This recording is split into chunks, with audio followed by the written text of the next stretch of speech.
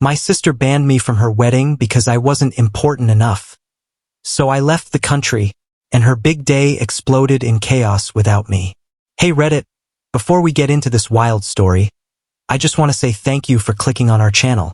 We're aiming to share the most powerful, emotional, and unexpected stories from real people's lives.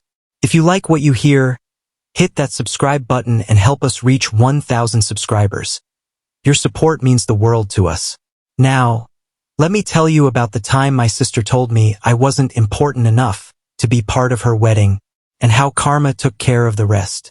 Growing up, my sister Lisa and I had one of those uneven relationships that never quite balanced no matter how hard I tried. Lisa was the apple of our parents' eyes. Loud, confident, popular, and always seemed to do everything right. Meanwhile, I was the introverted one, quiet, bookish, and always hovering just outside the circle of approval.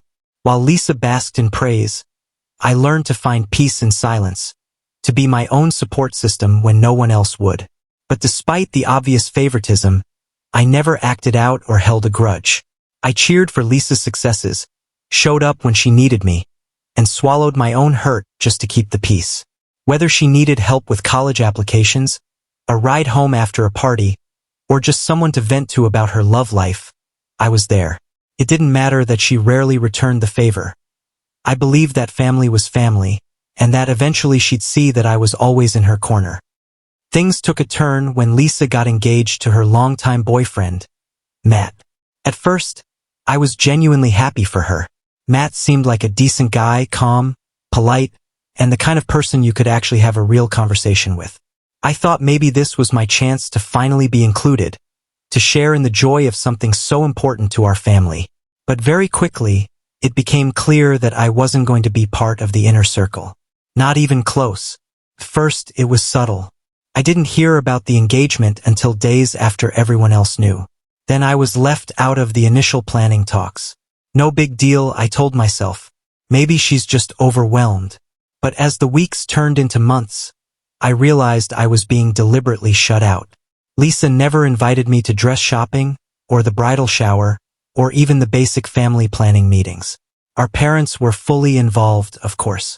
But every time I asked about it, Lisa would shrug me off with vague excuses like, "It was last minute," or, "I didn't think you'd be into that kind of thing."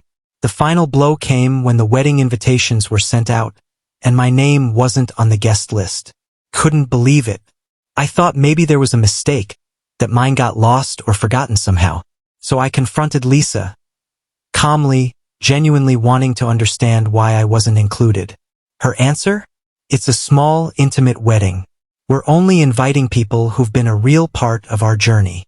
I was stunned. Literal acquaintances had been invited, co-workers she barely talked to, and yet I, her own sister, wasn't considered worthy of being there.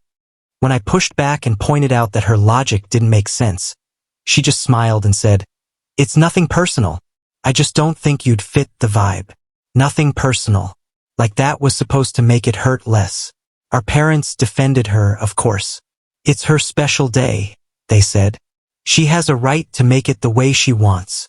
No one seemed to care that I felt completely erased, like I didn't even exist in my own family's narrative.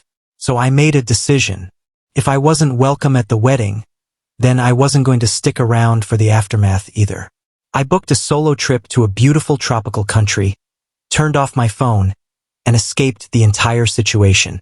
The day Lisa was walking down the aisle in a dress I'd never seen, surrounded by people who had barely known her, I was lounging on a white sand beach with a cocktail in hand, letting the waves wash away years of bitterness.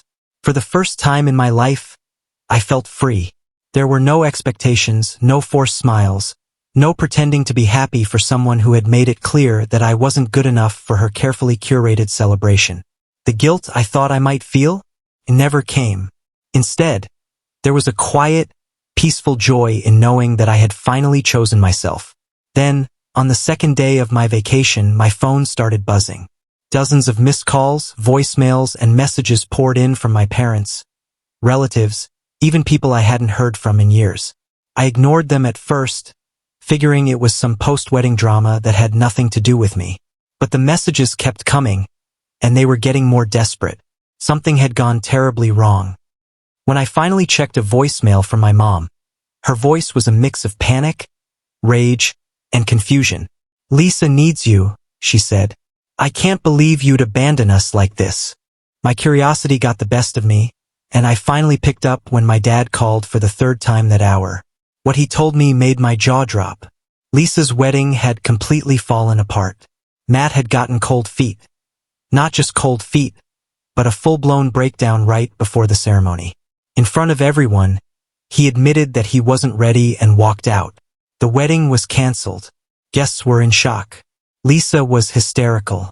And somehow, in the midst of the chaos, my family had decided that my absence was the root cause of it all. I could hardly believe what I was hearing. For months, Lisa had made it crystal clear that I wasn't worthy of being included in her perfect little fairy tale. And now, suddenly, I was supposed to be the missing piece that could have saved it all? My dad's voice was filled with a mix of frustration and desperation as he rambled on about how Lisa had been counting on me deep down, even if she didn't show it. The irony was almost too much to bear. After being treated like an afterthought, they now wanted me to feel guilty for not magically holding the wedding together? I let him finish talking before calmly explaining that I was on vacation by choice, and that I had no intention of cutting it short to come play emotional support mascot for a sister who had made it abundantly clear I wasn't even worth a seat at her wedding.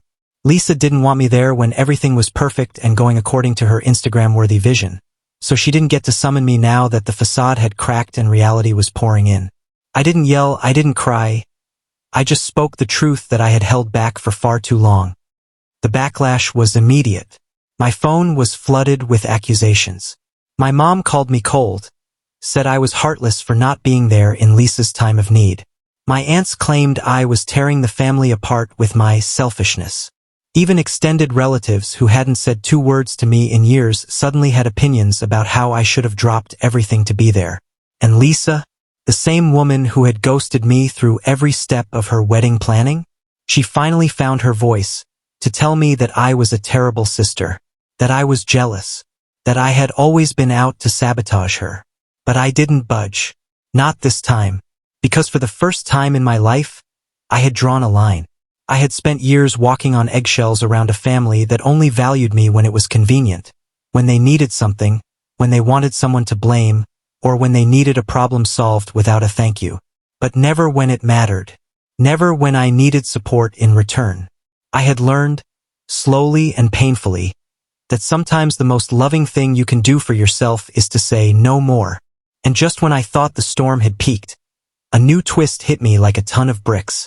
A few days later, as I was sitting on my balcony overlooking a shimmering ocean sunset, a message came through that I never expected. It was from Matt.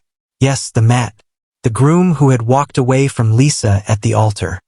His message was long, heartfelt, apologetic.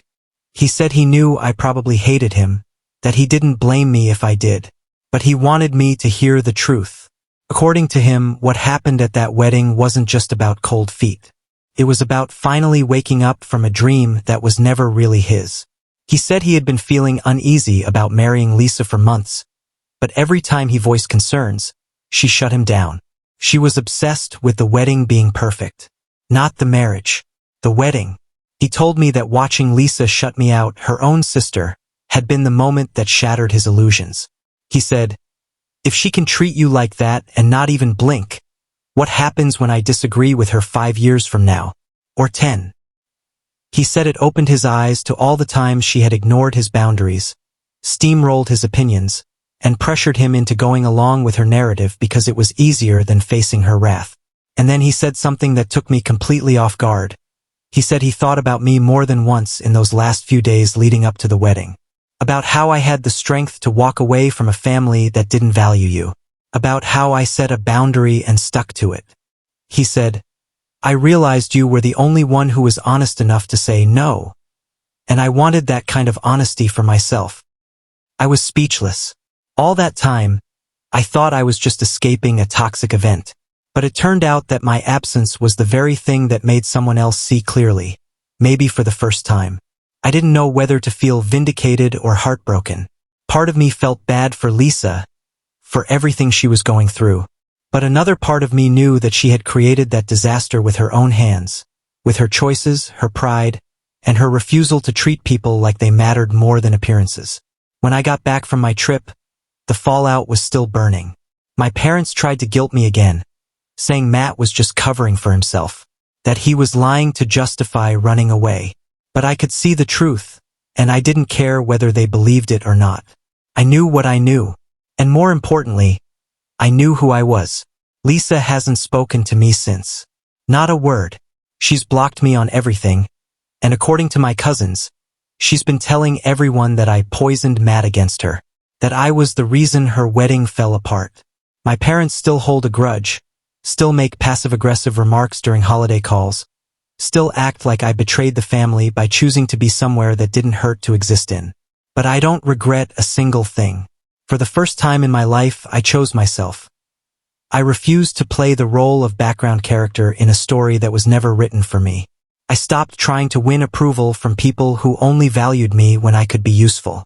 And I finally realized that peace, real peace, comes from saying no to the people who only show up when they need you, not when you need them. So to anyone out there feeling like the black sheep, the outsider, the one who's always asked to shrink so others can shine, let me tell you something, you deserve better. You deserve to take up space, to choose yourself, to walk away from tables where love is conditional and respect is rationed. Because sometimes, the most beautiful thing you can do is leave the room before it burns down and watch from afar as the flames reveal what was always broken beneath the surface. And as for me, I'm not going back. Not to that version of myself. Not to that role they forced me into. Not to the idea that I owe loyalty to people who would never return it. I'm free now, and that freedom is worth more than any wedding invitation could ever be. Like this story?